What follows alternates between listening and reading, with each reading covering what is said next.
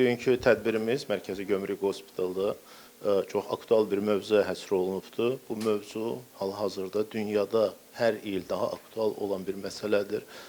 Xəstəxana daxili infeksiyalar və artan antibiotika rezistentlik hal-hazırda bütün dünyada həkimlər həmin problemlə uzlaşırlar.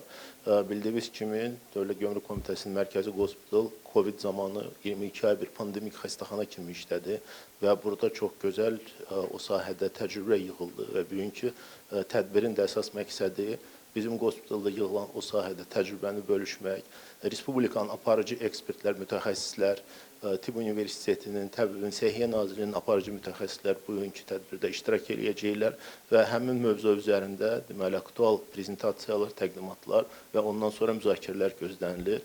Əsas da tədbirin nəticə o gözlənəcək ki, Respublikada antibiotika rezistentliyə qarşı olan mübarizəni daha da artırmaq, o barədə aparıcı innovativ texnologiyanı tətbiq etmək və həmin o antibiotika terapiyanı düzgün, rasional aparmaq üçün müasir laborator avadanlığından istifadə etməklə həmin məsələyə töhfə verməkdir.